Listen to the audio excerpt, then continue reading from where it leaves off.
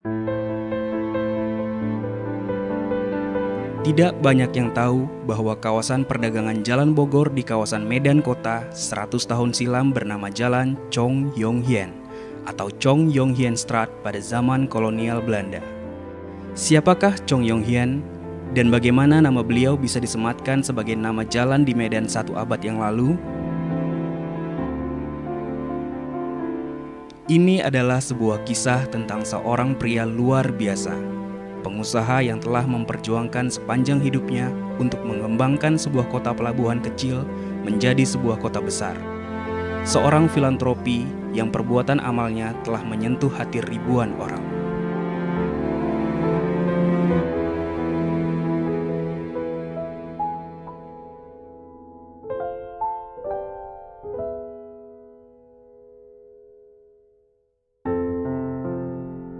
Beliau adalah Chong Yong Hien.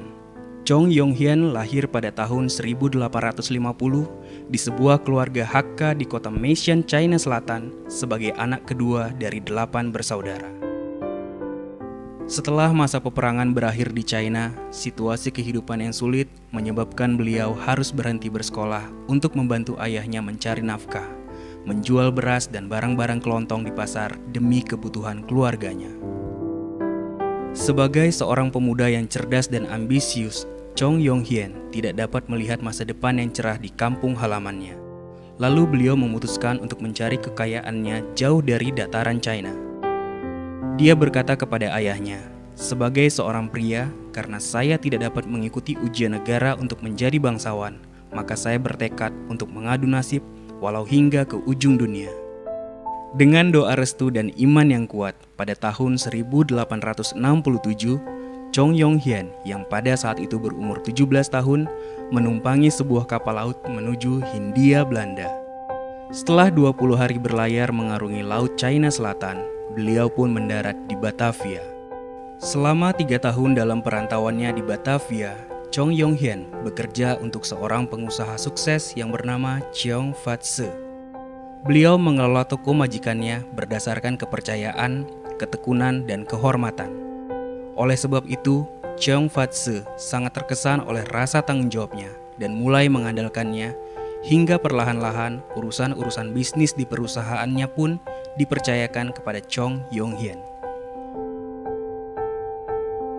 Ketika ia berusia 20 tahun, Chong Yong Hien meninggalkan Batavia untuk menuju sebuah kota pelabuhan kecil di Sumatera Utara bernama Tanah Deli.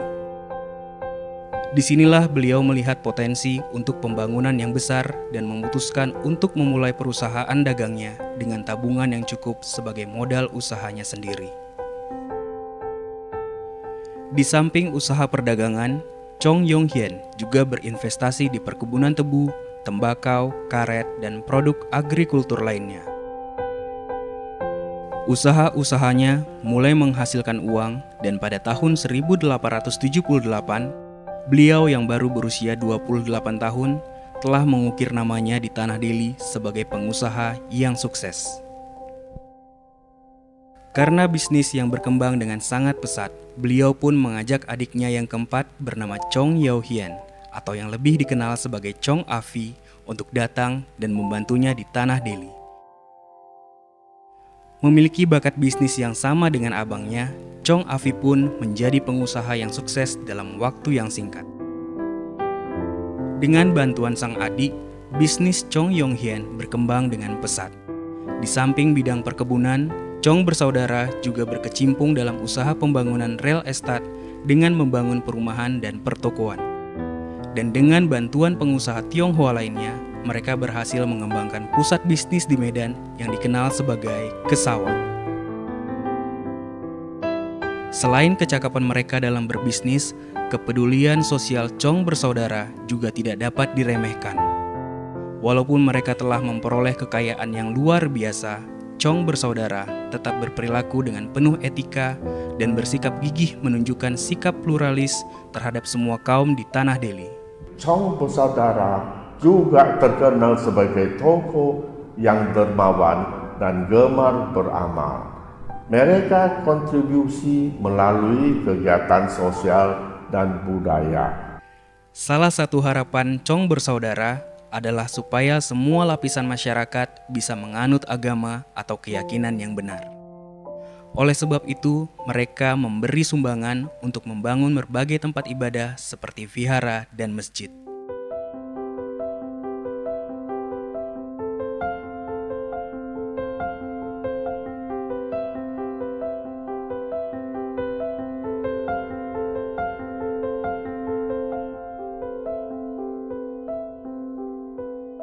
Pada masa kolonial Belanda, diberlakukan tarif pajak yang tinggi untuk masyarakat pada masa itu. Dengan mengatasnamakan masyarakat, Chong bersaudara mengajukan keberatan dan berhasil membela kepentingan masyarakat. Mereka juga mengusulkan pemerintah setempat agar menyediakan tanah pemakaman umum bagi yang sudah wafat. Chong bersaudara juga memberikan sumbangan dana bagi pembangunan sebuah rumah sakit bernama Chi-On Ien di Medan, yang menyediakan penampungan bagi orang-orang terlantar tanpa membedakan suku, serta menyediakan obat-obatan gratis bagi kaum miskin, dan mendirikan rumah sakit khusus di Belawan yang merawat penderita lepra demi mencegah penularan penyakit berbahaya ini. Kepedulian Chong bersaudara terhadap dunia pendidikan juga ditunjukkan dengan sumbangan dana kepada sekolah Belanda dan sekolah khusus untuk anak perempuan pribumi, serta sekitar tahun 1908 sampai 1909 mendirikan sekolah dasar bernama Tun Pen. Karena sifatnya yang tulus dan diplomatis, perseteruan antara masyarakat Tionghoa dengan masyarakat Melayu sering ditengahi oleh Chong Yong Hien. Alhasil, pemerintah Hindia Belanda pun mengakui kontribusi luar biasa dari Chong bersaudara terhadap tanah Delhi, sehingga Chong Yong Hien diangkat menjadi mayor. Dan jalan yang tadinya bernama Mayor Strat atau Jalan Mayor pun berganti nama menjadi Chong Yong Hien Strat atau Jalan Chong Yong Hien untuk menghargai kontribusi beliau.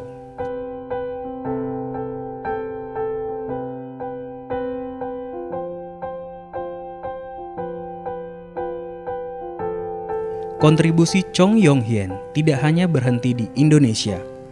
Beliau juga sempat menjadi wakil konsul selama 2 tahun di Pulau Pinang, Malaysia. Pada waktu itu, Pulau Pinang yang masih di bawah jajahan Inggris tidak mempunyai konsul. Semua urusan diplomatik ditangani oleh wakil konsul Chong Yong Hien. Sumbangannya untuk pembangunan Pulau Pinang membuatnya menjadi sosok yang sangat dihormati oleh masyarakat Tionghoa setempat. Beliau juga adalah salah satu dari 5 pendukung dana utama untuk pembangunan vihara Keloksi. Barangkali salah satu upaya Chong Yong Hien yang paling berani adalah investasi pada rel kereta api Chaosan yang menghubungkan kota Swathao dan Chaozhou. Pada waktu itu, Chong Fat-se menerima instruksi dari Kekaisaran Qing sebagai kepala perencanaan pembangunan rel kereta api Guangdong. Rel kereta api ini adalah pilot proyek pada masa itu dan merupakan rel kereta api pertama yang didanai oleh orang Tionghoa perantauan. Chong bersaudara ingin mendukung upaya infrastruktur di China. Bersama dengan Chong Fat-se, Chong bersaudara juga diundang untuk membahas rencana ini. Panjang kereta api ini adalah 42,1 km. Selain mengangkut penumpang, rel kereta api ini memiliki peranan yang penting dalam mengangkut puluhan ribu ton barang setiap tahunnya. Bukti kontribusi dan peranan penting Chong Yong Hien untuk dinasti Qing dapat dibuktikan dari hadiah-hadiah ulang tahun ke-53 Chong Yong Hien yang diberikan langsung oleh permaisuri dinasti Qing. Hadiah yang diberikan meliputi kaligrafi show yang berarti panjang umur dan lukisan bergambar bunga peony.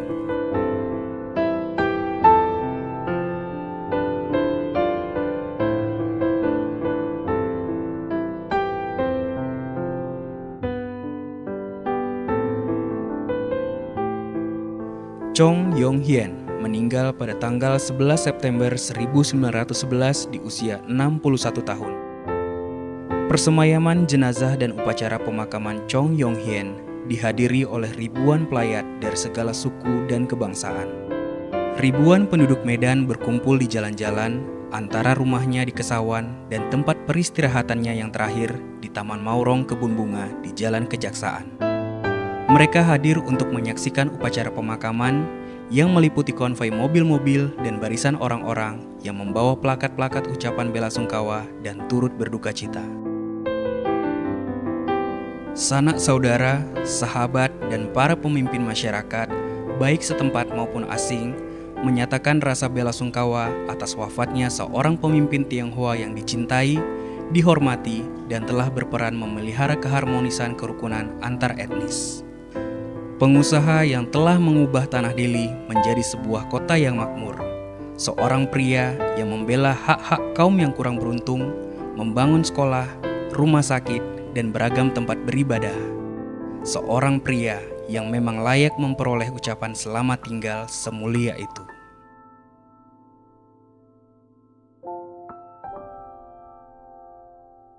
Setelah Chong Yong-hien, putra tertuanya Chang Pu-ching, melanjutkan bisnis dan kegiatan sosial ayahandanya, perusahaan Chongli milik ayahnya kini diurus dan dikembangkan oleh Chang Pu-ching. Mengikuti jejak almarhum ayahnya, Chang Pu-ching juga menghabiskan waktu dan sumber dayanya untuk membantu orang lain. Menjabat sebagai konsul China pada tahun 1916 dan diangkat menjadi konsul jenderal China pada tahun 1926 sampai 1929, beliau bertanggung jawab sebagai pemimpin masyarakat, membangun sekolah, memajukan bisnis, dan menyumbang banyak untuk kegiatan amal.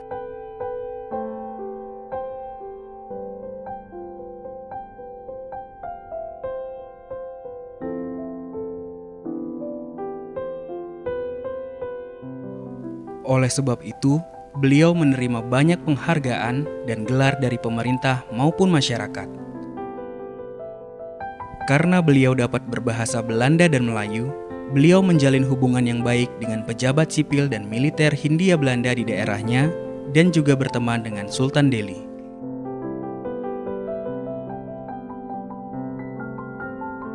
Pada tahun 1914 sampai 1916, demi memenuhi amanat ibunya, Chang Pu-ching beserta saudaranya membangun sebuah jembatan melintasi Sungai Babura untuk mengenang almarhum ayahanda mereka, Chong Yong-hien.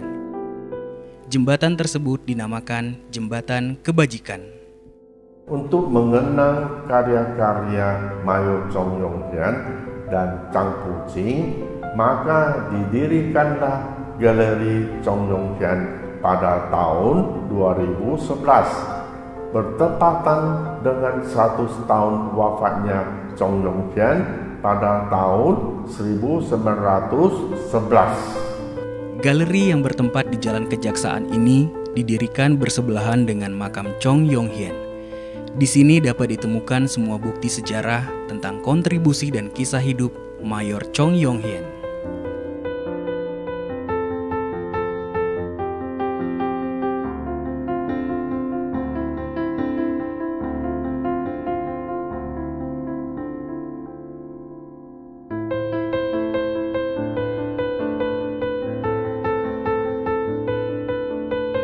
Semangat filantropis Mayor Chong Yong-hien masih dipelihara hingga saat ini oleh cicit beliau, Pak Budi Harjo Chandra.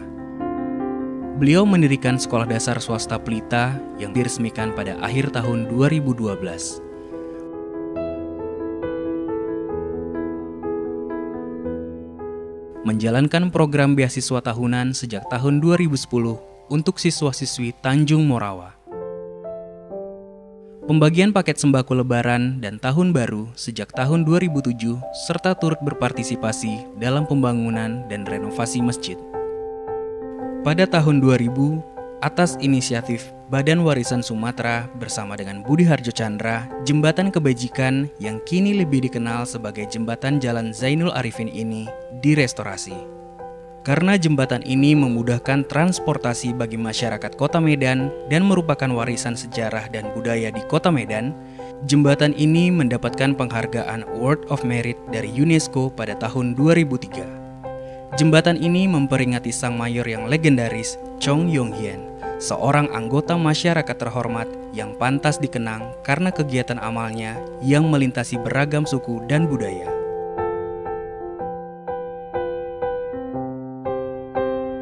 Tujuan diceritakan sejarah leluhur supaya para generasi muda selalu memperjuangkan apa yang telah dicapai dan semangat ini terus tetap terpelihara dan hasilnya dapat dinikmati selamanya, terutama oleh anak cucu kita. Ini merupakan cita-cita dari kakek buyut Chong Yong Hian.